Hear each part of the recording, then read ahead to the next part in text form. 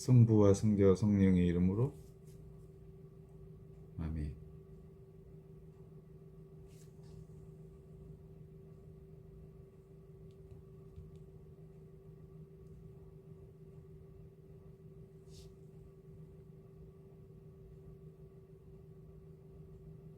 없이 계시는 하느님과 공의 무한한 신비.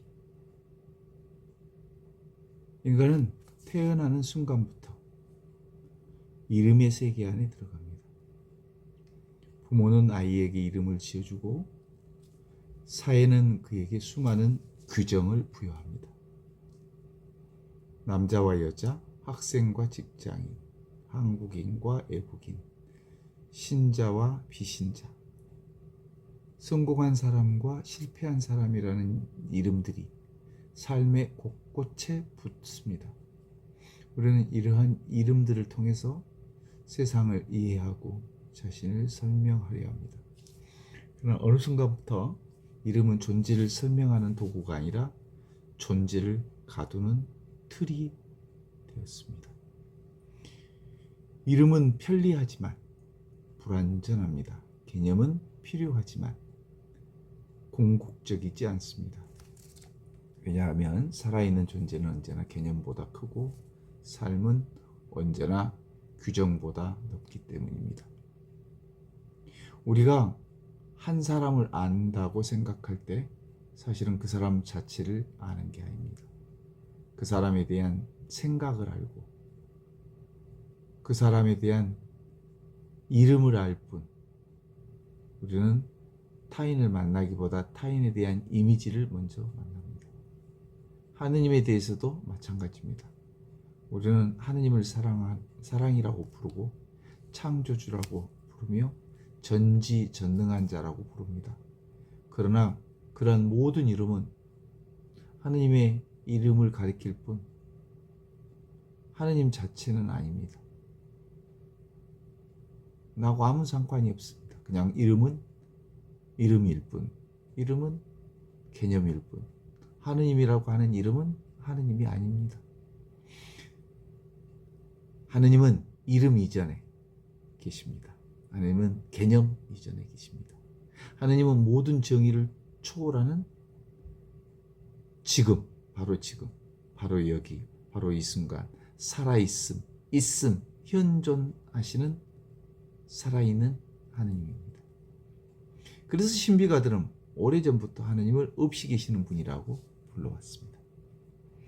이 표현은 얼핏 모순처럼 들립니다. 존재하는데 없다고 말하기 때문입니다. 그러나 여기서 없이 계시다라는 말은 존재하지 않는다라는 뜻이 아닙니다. 오히려 너무너무 충만하여 어떤 하나의 존재 방식으로도 규정할 수 없다라는 뜻입니다. 산은 산이요, 강은 강이요, 별은 별로 존재합니다. 그러나 하느님은 산도 아니고 강도 아니고 별도 아닙니다. 그러면서도 산과 강과 별이 존재할 수 있도록 하는 존재의 근원입니다. 마치 빛이 모든 색을 가능케 하지만 특정한 색에 갇히지 않는 것처럼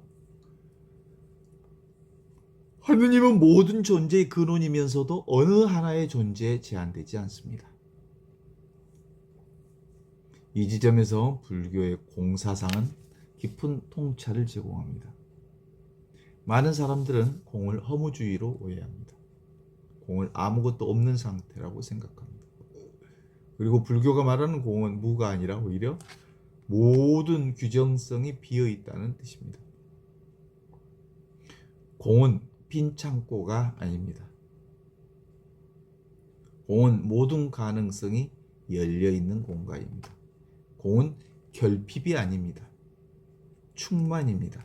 공은 죽음이 아니라 생성입니다. 공은 닫힘이 아니라 무한한 열림의 장입니다.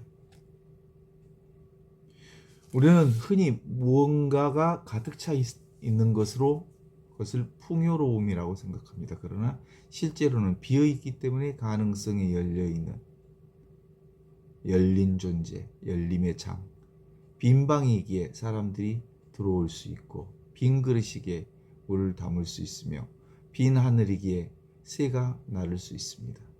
비어 있음은 가능성의 다른 이름입니다.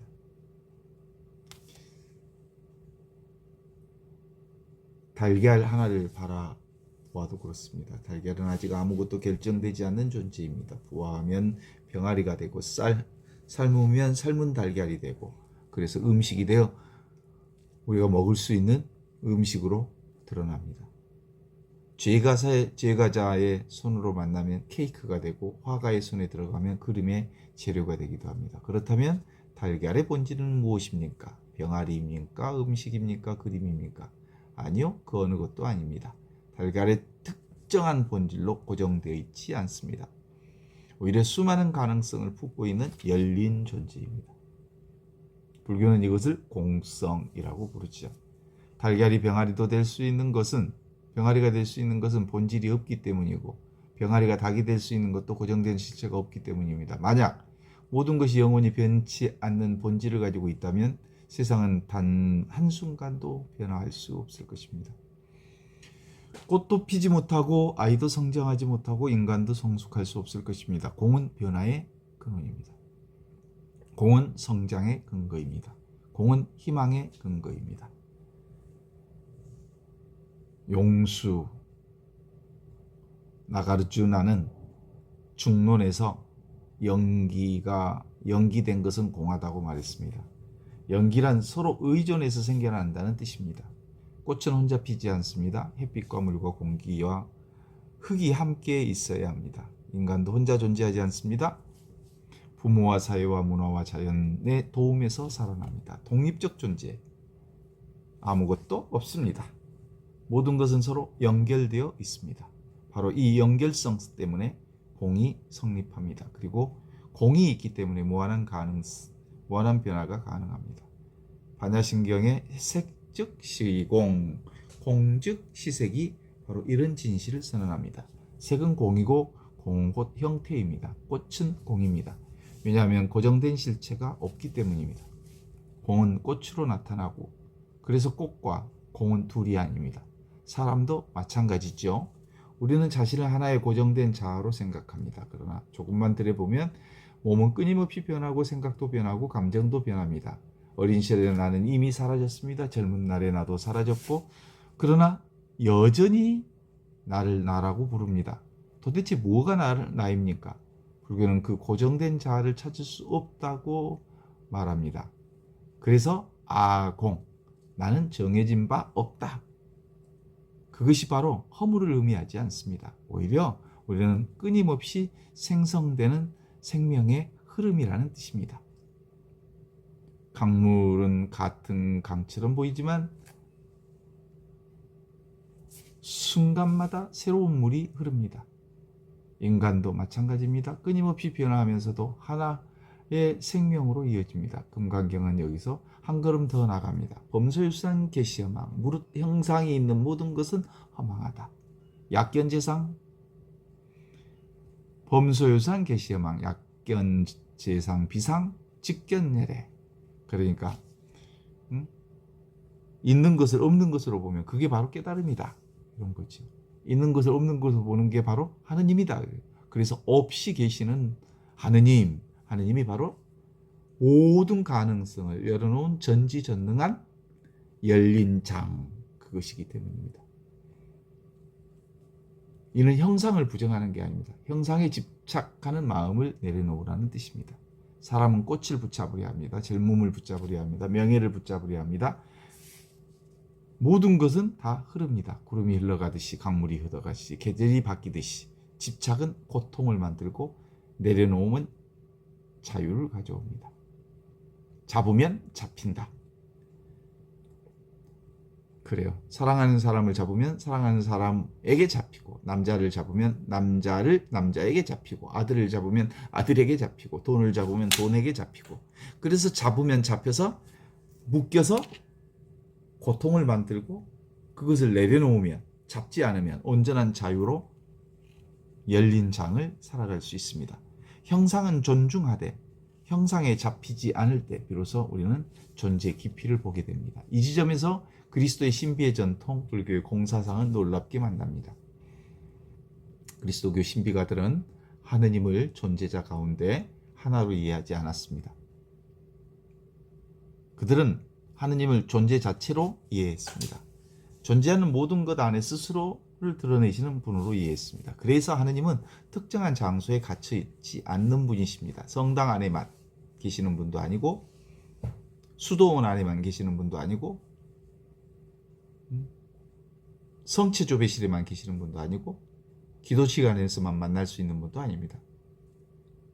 모든 곳에, 모든 상황에, 모든 사건에 다 계십니다. 들꽃 속에도 계시고 새소리 속에도 계시고 시장의 소란음 속에도 계시고 병실의 침묵에도 계십니다. 왜냐하면 하느님은 존재의 근원이기 때문입니다. 모든 형상을 낳으면서 어떤 형상에도 갇히지 않는 분이기 때문입니다. 우리가 자주 묵상하는 지금 여기 이 순간 살아있는 하나님의 현존이란 바로 이런 깨달음을 말합니다. 그렇습니다. 현존은 어떤 개념이 아닙니다. 어떤 언어가 아닙니다. 어떤 생각이 아닙니다. 현존은 체험 이전의 자리를 말합니다. 생각 이전의 자리입니다. 나는 신부가 아닙니다. 나는 신부이기 이전에 존재합니다.